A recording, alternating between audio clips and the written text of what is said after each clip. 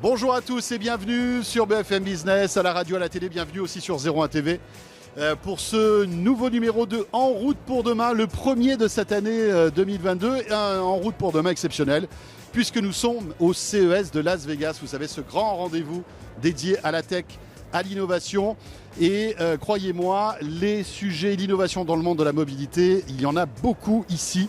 Pour cette édition un peu particulière de ce CES 2022 qui est impacté par la pandémie. Mais malgré tout, nous y sommes et on va vous faire découvrir pas mal de choses dans ce En route pour demain. Vous l'avez remarqué, Pauline Ducamp n'est pas avec moi, mais on la retrouvera dès la semaine prochaine depuis Paris. Avec au sommaire, pour En route pour demain cette semaine, eh bien on découvrira un concept étonnant qui nous vient du sud de la France, une voiture volante à hydrogène. Il s'agit de Carcopter. Je reçois le DG de Carcopter dans un instant. Et puis on recevra aussi une innovation qui a été primée au CES. Il s'agit d'une station de charge rapide multi-véhicule, ça s'appelle Charge Poly. Et puis imaginez un pare-brise avec de la réalité augmentée à l'intérieur. C'est top et c'est une boîte qu'on connaît bien ici et qu'on aime beaucoup qui sera là, c'est Highlight. Voilà, vous savez tout. Merci d'être là. En route pour demain, votre rendez-vous du week-end sur les nouvelles mobilités sur BFM Business et 01 TV. En route pour demain, l'innovation de la mobilité sous toutes ses formes. François Sorel. Voilà, en route pour demain depuis le CES de Las Vegas avec notre premier invité et une innovation qui va peut-être bouleverser notre quotidien d'ici, allez, on va dire quelques années, peut-être 3-4 ans. Il s'agit d'un véhicule à hydrogène, une voiture volante à hydrogène et c'est un concept qui nous vient du sud de la France, d'Aix-en-Provence pour être plus précis. J'ai le plaisir de vous présenter Maca avec son directeur général, Christian Pinault. Bonjour Christian. Bonjour, merci de nous accueillir aujourd'hui. Vous êtes à Aix, basé à Aix. Tout à fait. J'avais eu l'occasion de recevoir justement dans Tech & Co il y a quelques mois de cela le fondateur de Maca. Est-ce que vous pouvez nous expliquer ce que vous faites et ce que vous vous apprêtez à mettre en place ?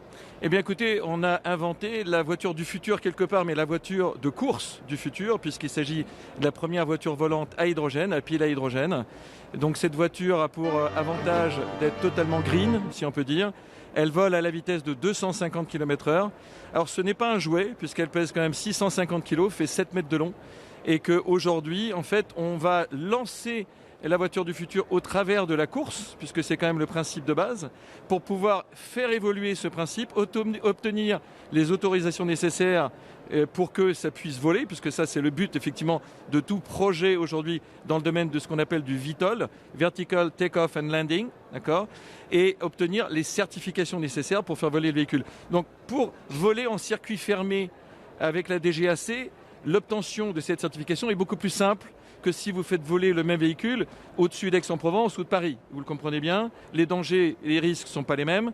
Donc ce qui nous intéresse au départ, c'est de tester la technologie, de l'amener jusqu'au bout effectivement de ce qu'on peut faire de fiable et de secure surtout, que ce soit vraiment extrêmement fiable, pour l'emmener ensuite sur des véhicules à ce moment-là plus destinés au grand public.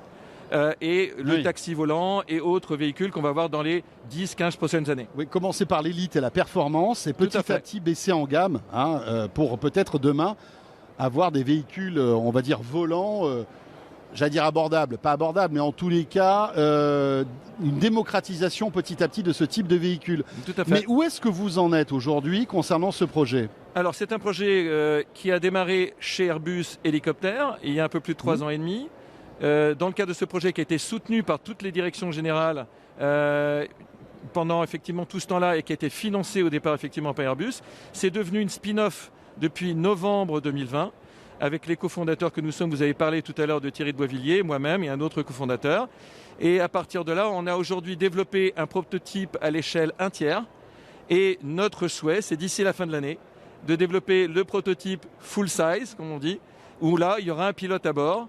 Et notre premier échéancier, ce sera le Bourget en 2023, donc en juin 2023, et de faire une présentation concrète en fait du projet dès 2023 au Bourget d'un côté en juin et enfin à Dubaï également la même année en 2023. Juin 2023, on aurait donc un prototype fonctionnel. Tout à fait. Que vous pourriez faire montrer en démonstration, en quelque sorte. C'est un démonstrateur qui sera présenté au Bourget en 2023. Par la suite, effectivement, grâce à des sponsors que nous sommes en train d'aller chercher et qui sont extrêmement intéressés par le projet, on va développer nous-mêmes des circuits de course particuliers d'accord, à partir plutôt d'aérodromes plus que de circuits de Formule 1, puisque les contraintes ne sont pas exactement les mêmes, d'accord, et avec ses sponsors, lancer un championnat de voitures volantes qui sera effectivement à la marque de Maca au départ et qui va ensuite accueillir d'autres véhicules du futur comme le nôtre qui seront eux aussi des voitures volantes. Incroyable, c'est de la science-fiction tout ça, on a l'impression d'être dans Star Wars. C'est exactement ça, on en avait parlé la fois dernière, c'est Star Wars épisode 1, pour l'instant effectivement avec notre véhicule.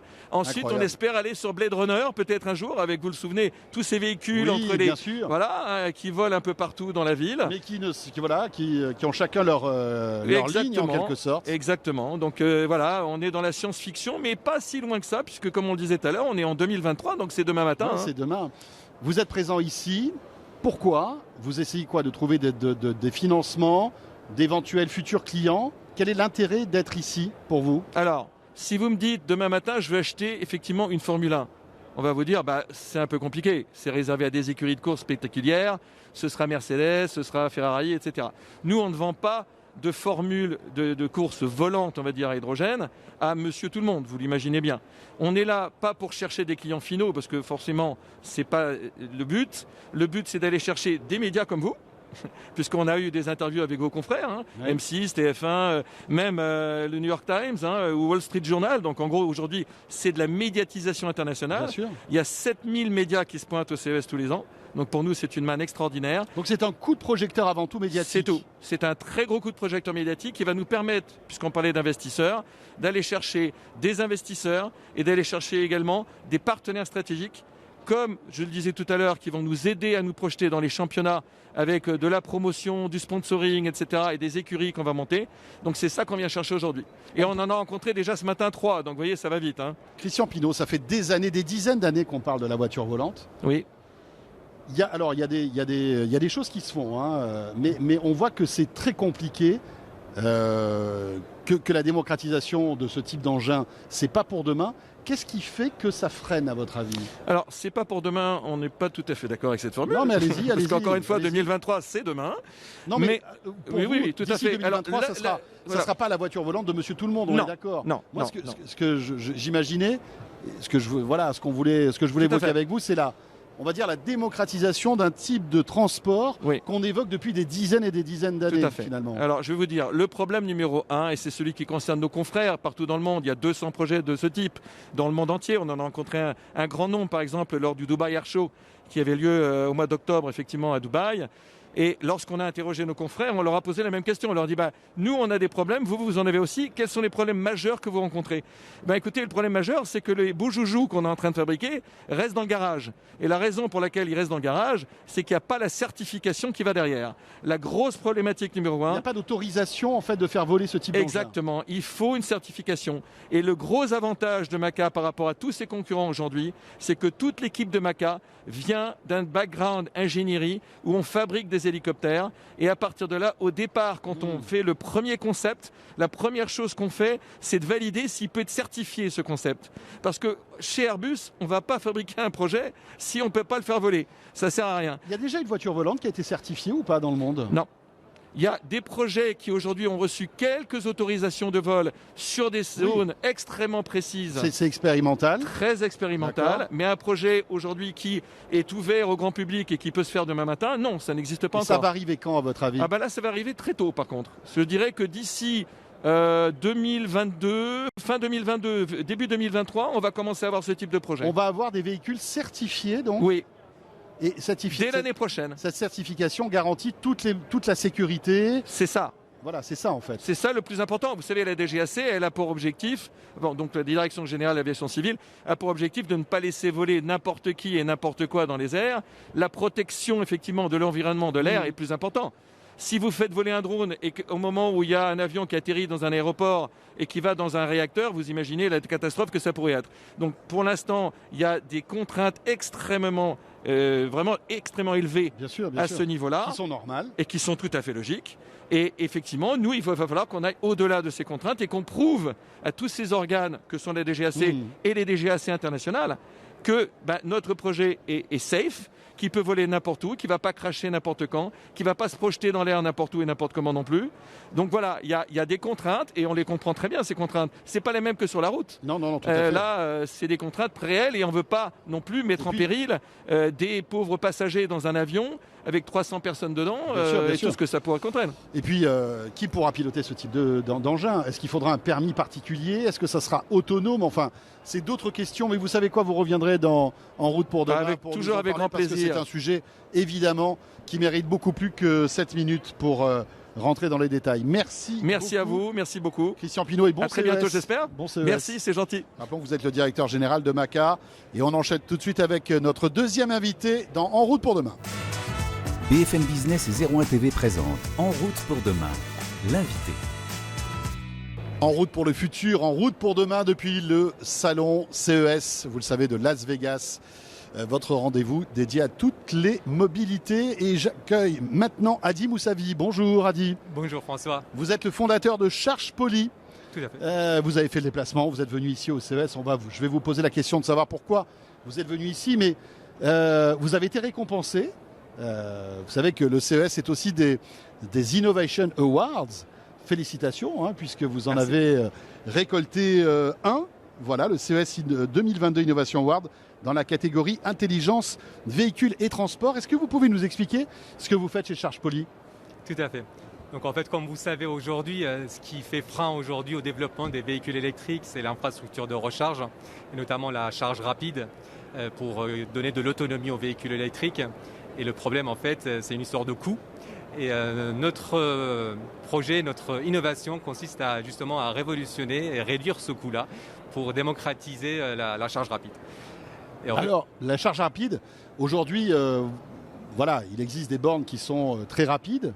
Bien évidemment, les Tesla, il y a Ionity aussi qui commence à s'y mettre, etc. Tout à fait. Comment vous vous positionnez par rapport à tous ces acteurs? Tout à fait. Alors en fait, aujourd'hui, les véhicules sont conçus pour être maîtres de leur charge. C'est-à-dire, pour un véhicule qui arrive sur une place de parking, il faut lui présenter une charge rapide. Ce qui met une contrainte à la fois sur le réseau électrique et aussi sur le coût de l'infrastructure à mettre sur chaque place de parking. Alors nous, on a un peu craqué ce problème pour inverser ce rôle maître-esclave pour que la station, le site, le parking deviennent maîtres de la charge et donner la charge rapide au véhicule au bon moment et non pas au moment du branchement du véhicule. Mais ça veut dire qu'il faut que je vienne me charger à quel moment en fait pour pouvoir bénéficier de cette électricité? Alors vous pouvez réserver sur les stations de charge Poly votre recharge, vous pouvez réserver en avance le créneau que vous voulez. La charge viendra à vous au moment convenu. En fait, nous avons mutualisé la production de courant rapide et nous avons du coup démultiplié le nombre de points de charge pour faciliter l'accès à la prise au niveau des véhicules. D'accord. Donc vous arrivez dans une station, vous avez réservé ou pas, vous vous branchez, vous confiez votre véhicule au valet qui est la station et la charge démarrera toujours en charge rapide. Nous ne divisons jamais la puissance, nous fournissons toujours la charge rapide à plus haute puissance disponible que le véhicule peut accepter et on charge les véhicules les uns après les autres. D'accord. Aujourd'hui, charge rapide, ça veut dire quoi en fait en termes de kilowattheure? Alors en termes de puissance, donc en kilowatts, c'est plusieurs dizaines, centaines de kilowatts. De kilowatts. On parle de 100 kilowatts, 200 kilowatts en charge rapide. C'est-à-dire pour les batteries aujourd'hui qui font 50 kWh, on peut charger grosso modo en une demi-heure une batterie d'une Tesla Model 3 ou d'une BM ou d'une Zoé. Et pour les bus, parce que c'est aussi un marché très important pour nous, c'est vraiment la mobilité de demain, ça se passe aussi par le transport public. Bien sûr. Les batteries des bus sont 10 fois plus importantes que les véhicules particuliers. Donc elles font quoi? 500 kWh alors? Ça peut aller jusqu'à effectivement 500 kWh, notamment pour les camions. Et ces véhicules, on les charge surtout la nuit, en quelques heures. Donc pareil, notre solution permet de charger ces camions, ces bus la nuit. Les uns après les autres, en 1 heure, 2 heures, en fonction des priorités, de leur tournée et de leur heure de départ. Hadi, alors donc vous avez reçu ce prix, ce CES 2022 Innovation Award. J'imagine que vous en êtes très très heureux. Tout à fait. Qu'est-ce que ça apporte à une boîte comme la vôtre de recevoir ce prix tout en étant ici au CES de Las Vegas? Tout à fait. Alors Charge Poly est une start-up technologique. Nous avons une affinité pour la propriété intellectuelle, pour le développement de techno, pour les logiciels aussi. Oui. Et donc c'est une reconnaissance du travail que nous avons effectué, nous l'équipe, mais aussi les partenaires techno avec qui nous avons travaillé. Et donc cette reconnaissance nous permet aussi de gagner en visibilité, en notoriété, ce qui est toujours bon à prendre quand on veut commercialiser un produit. D'accord. Et votre idée, le fait de venir ici, c'est de commercialiser ce concept ici aux États-Unis ? Alors ce concept en fait est mondial, donc je dirais c'est tout à fait adapté à tous les marchés où les véhicules électriques se vendent. Donc bien sûr en Europe c'est notre priorité, c'est là où nous sommes, mais pourquoi pas aussi aux États-Unis. Et je dirais les fabricants sont mondiaux, les acteurs sont maintenant mondiaux, donc on veut présenter notre innovation et trouver des clients. Alors aujourd'hui, votre projet, enfin votre concept Charge Poly existe. C'est un concept. Vous avez déjà des bornes. Comment ça marche ? Tout à fait. Vous en êtes où ? Alors nous avons fini la R&D il y a bientôt 1 an. Nous avons industrialisé et nous fabriquons maintenant avec nos partenaires industriels en Provence nos stations. Nous avons installé la première station à Aix-en-Provence où nous sommes basés. Donc nous avons une station avec 12 points de charge à charge rapide et les personnes viennent charger leur véhicule en quelques dizaines de minutes et ils repartent. Donc ce concept est maintenant une réalité et nous voulons maintenant la déployer. Voilà, c'est-à-dire que vous avez votre borne de démonstration de proof of concept un peu à Aix. Tout à fait. Donc les heureux possesseurs de véhicules électriques dans la région peuvent tester votre produit. Et l'idée, c'est qu'après, vous puissiez en mettre un peu partout. Quels endroits privilégiez-vous pour ce type d'installation ? C'est plutôt les villes, les axes routiers ? Qu'est-ce que vous imaginez ? Alors, avant tout, les milieux urbains ou périurbains, notamment les centres commerciaux, les gares, les aéroports, je dirais tous les hubs intermodaux. Donc ça, c'est là où les gens viennent se garer, mais aussi se charger en même temps. Donc ça, c'est notre première cible. Mais l'autre cible, ça reste aussi les dépôts de bus et les dépôts de camions. Donc oui, ce que vous disiez tout à l'heure. Donc tout à fait. Je dirais ce sont ces deux segments que nous cherchons à développer. Très bien. Et quel est le modèle économique en fait ? Moi, venant avec ma voiture, je paierai ma recharge, en fait, c'est ça ? Alors pour les gestionnaires de flotte comme bus et camions, nous vendons la solution, le hardware et le software, et nous les assistons pour la supervision et la maintenance digitale. D'accord. Donc c'est une vente d'équipement. Et pour les stations publiques, nous avons commencé notre première station que nous opérons. Donc nous allons gérer un réseau. Donc vous allez payer votre électricité, votre charge à Charge Poly. Et bien voilà, Charge Poly, donc récompensé au CES de Las Vegas. Merci beaucoup Adi Moussavi, on vous souhaite un excellent salon. Merci aussi. beaucoup François. Rappelons que vous êtes le fondateur donc de Charge Poly. Il est temps de retrouver notre essai de cette semaine dans En route pour demain. Et ce n'est pas un véhicule que Pauline Ducamp a testé, c'est un siège. Et c'est Faurecia qui imagine déjà le siège de demain. On retrouve Pauline Ducamp pour cet essai. BFM Business et 01 TV présente En route pour demain, l'essai. Fini l'époque où les passagers arrière passaient des heures le nez collé au siège du conducteur. Désormais, ils peuvent bénéficier d'un espace de travail qui les isolera des autres pour un appel important ou d'une banquette pour pouvoir se reposer pendant les longues heures de trajet. Avec l'arrivée de la voiture électrique, mais surtout de la voiture autonome, Faurecia a jugé indispensable de repenser l'habitacle, comme nous l'explique Sylvain Guirand, chef de programme du cockpit du futur chez Faurecia. Les retours du marché nous montrent que les gens ont des attentes de cas d'utilisation différents dans la voiture, tels que travailler, se divertir, se relaxer, ce qui nous amène à penser modularité et comment on peut aménager l'intérieur du véhicule. Jusqu'à maintenant, il y a eu un focus assez important au niveau du conducteur, beaucoup moins au niveau des passagers. L'objectif de ce véhicule, c'est également de démontrer qu'il n'y a pas de seconde classe, que l'ensemble des occupants ont droit au service de l'ensemble des prestations. Cette évolution de l'habitacle fait suite à l'arrivée prochaine de la voiture autonome, mais pas uniquement. Ça arrive maintenant pour deux raisons. D'abord parce que la conduite autonome commence à pousser ce genre d'utilisation et à montrer qu'il est important de pouvoir accroître les prestations dans le véhicule.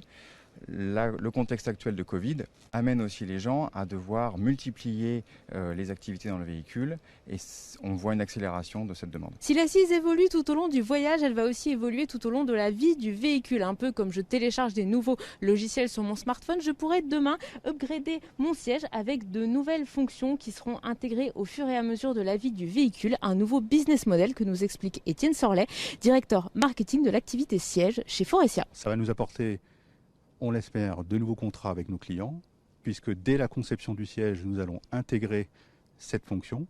Et dès lors, le client et Faurecia pourront ensuite vendre des fonctions tout au long de la vie de la voiture. Des fonctions de confort, mais aussi de sécurité.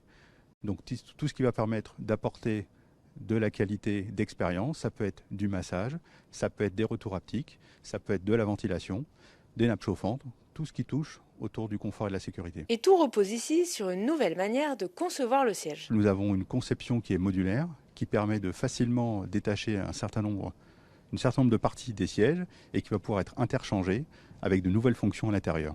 Donc c'est un système plug and play. Les premières innovations de ce prototype arriveront en série sur la voiture de Monsieur et Madame Tout-le-Monde à partir de 2025. BFM Business et 01 TV présentent En route pour demain, en région. Nous voilà de retour donc pour En route pour demain sur le stand de BFM Business. Et de En route pour demain, nous sommes au cœur du salon CES de Las Vegas, un grand salon dédié aux nouvelles technologies et aux nouvelles mobilités aussi, puisque cette industrie, les constructeurs automobiles, les startups dédiées à la mobilité sont très nombreuses à venir chaque année ici au CES. C'est le cas de Highlight justement, et Romain Duflo est avec nous. Bonjour Romain. Bonjour François. Romain, vous êtes le cofondateur de Highlights. Alors Highlights, on connaît bien puisque on a l'occasion souvent de découvrir vos innovations sur BFM Business. Et là, vous êtes au CES pour vous attaquer à un autre marché. Après les casques pour les motards, etc. Là, vous vous attaquez en fait aux automobilistes puisque vous voulez arriver sur les pare-brises des véhicules. Est-ce que vous pouvez nous expliquer déjà ce que vous faites au départ et après, la logique qui suit avec l'automobile? Oui, tout à fait. Donc c'est exactement ça. On a commencé dans l'univers de la moto avec un constat simple, c'est que le téléphone est très compliqué et très dangereux à utiliser. L'ennemi public numéro 1, si on en croit les chiffres de l'OMS. Et on a délivré 15 000 dispositifs. Aujourd'hui, on a structuré une division qui est rentable. Et on s'est dit qu'il fallait adresser le segment mobilité dans son intégralité, dans son ensemble. Et que c'était logique de pouvoir transférer la technologie sur le pare-brise du véhicule avec la même innovation, c'est-à-dire apporter la réalité augmentée dans tous les véhicules. Alors c'est ça qui est top, c'est-à-dire que en fait vous remplacez le tableau de bord traditionnel physique par un affichage tête haute en quelque sorte, c'est ça. Qui se projette sur le pare-brise. Oui, alors effectivement la vision c'est de dire que demain les écrans n'existent plus dans la voiture puisqu'ils sont distractifs, dangereux, c'est compliqué à intégrer, c'est gros, c'est pas très beau. Et donc la vision c'est vraiment de pouvoir projeter cette information sur tout le pare-brise, alors toujours en sécurité bien sûr, et avec des performances inédites puisqu'on est capable d'afficher à 50 mètres de distance du véhicule, on est capable d'afficher des écrans qui font jusqu'à 14 mètres de diagonale et d'avoir du coup des vraies capacités de réalité augmentée dans le véhicule. Ça existe déjà, ça, l'affichage tête haute. On voit déjà des innovations. Certains constructeurs sur des véhicules haut de gamme proposent de l'affichage tête haute. Comment vous arrivez à révolutionner en fait cette fonctionnalité? On a créé un standard avec AGC, qui est un des leaders de la fabrication de pare-brise automobiles, pour pouvoir justement non pas afficher sur une petite portion du pare-brise, mais dans son intégralité. Et donc c'est panoramique là, c'est ça? C'est vraiment panoramique. On le fait avec à peu près 10 fois plus de performance que le standard marché. Donc on a des écrans qui sont beaucoup plus grands, qui sont plus lumineux, qui sont aussi projetés beaucoup plus loin. Plus on projette loin, plus on gagne en sécurité active finalement. D'accord. Quel type d'information s'affiche sur le pare-brise? On va faire les classiques, le GPS, vitesse. Mais là on va faire de l'augmentation du champ de vision. Donc on est capable de mettre en évidence un piéton qui traverse, la trajectoire d'un vélo, une distance de sécurité à respecter. Donc là, c'est vraiment ce qu'on appelle du computer vision. Donc ça va être la base. Après, bien sûr, on garde les applications standards, Waze, Google Maps, voilà. Divertissement aussi, musique par exemple ou pas? Alors seulement pour le passager, et ce sera visible que par le passager. L'intérêt, c'est que finalement, je n'ai plus besoin de détourner mon regard pour avoir cette information. Cette information arrive en surimpression du reste en fait, de la route. Voilà. Et ça, c'est plus sécure en fait. Il y a des études qui ont été faites là-dessus? Oui, il y a pas mal d'études. Nous, on a travaillé notamment avec le CNRS. Il y a beaucoup d'études qui le prouvent. Même les constructeurs le savent. Aujourd'hui, un HUD, ce qu'on appelle un head-up display, affichage tête haute en français, c'est à peu près un temps de perception de l'information qui est 10 fois supérieur à celui d'un écran traditionnel ou d'un smartphone. Donc vraiment, en termes de sécurité active, ça se traduit par plusieurs secondes de gain d'attention. Tout ça doit être couplé avec des capteurs, j'imagine, dans le véhicule, non? C'est pas une option que je peux installer sur n'importe quelle voiture? Alors aujourd'hui, on a déjà signé 2 constructeurs automobiles. Là, aujourd'hui, au CES, on est ravis d'annoncer, en plus d'AGC, qu'on a un premier partenariat avec Renault. Et Et donc effectivement, le HUD doit être connecté au capteur de la voiture, donc les caméras, les lidars s'il y en a. On peut coupler ça avec ce qu'on appelle du DMS, Driver Monitoring System, donc ce qui permet de voir où est-ce que le pilote regarde pour mettre des informations en évidence au bon endroit. Ce partenariat avec Renault, ça veut dire qu'on va retrouver votre technologie sur certains modèles de véhicules Renault ? Oui. À quel horizon ? Après, ça reste un processus industriel qui est assez long. Hein. Le temps de sortie d'un véhicule, c'est 2-3 ans. Donc pour l'instant, on ne peut pas vous dire précisément quel véhicule ni dans quel usage. Mais c'est une première qui a été lancée cette année. Romain, vous êtes ici au CES pour aussi séduire de potentiels clients américains ? Tout à fait. Donc on a commencé par un roadshow européen. Donc on a fait tous les constructeurs allemands, français. Et là, en fait, on est au CES pour faire vraiment le kick-off côté américain. Donc là, on a déjà rencontré General Motors. On a des bons contacts sur les new players comme Rivian, etc. Et donc là, on espère également pouvoir rencontrer Ford. Donc pour attaquer le marché américain. Voilà, Tesla, vous avez un rendez-vous avec eux ou c'est compliqué Tesla ? Tesla, c'est pas encore fait. C'est pas encore fait ? Faut dire qu'après, eux, ils ont une autre logique avec ce grand écran panoramique. Est-ce que, à terme... Ils ont une logique déjà où ils font beaucoup de choses eux-mêmes. Oui, oui, c'est vrai. Donc ils vont très vite. Voilà, on en saura plus bientôt. À votre avis, quand est-ce que sortira le premier véhicule avec votre solution ? C'est difficile à dire. C'est une industrie qui bouge très vite et très fort. Il y a une certaine inertie quand même. Hein. Ouais, je dirais dans 2-3 ans. D'accord. Ouais, donc ça ne va pas arriver aussi vite que le highlight qu'on avait dans les casques moto, etc. Non, on passe vraiment d'un business model où on était grand public, B2C, à un business model B2B, avec des volumes qui sont forcément beaucoup plus élevés. Mais il y a une certaine inertie, oui. Voilà, super. Et une innovation à la française. Est-ce que vous avez des concurrents aujourd'hui ? Oui, il y a des startups traditionnelles, américaines, très bien financées. On a des Tier 1 classiques, des Continental, Denso, Valeo. Donc nous, on tire notre épingle du jeu sur la performance, la rapidité d'exécution et voilà. Et votre savoir-faire. Et le savoir-faire, bien sûr. Et voilà. Merci beaucoup, Romain. Merci d'être François. passé par le plateau d'En route pour demain. Depuis ce CES de Las Vegas, En route pour demain qui est terminé avec donc ce concept d'highlights. J'espère que vous avez passé un bon moment avec nous. Je vous souhaite un bon week-end et on se retrouvera bien sûr dès la semaine prochaine de retour avec Pauline Ducamp dans nos studios parisiens. Portez-vous bien et à très vite.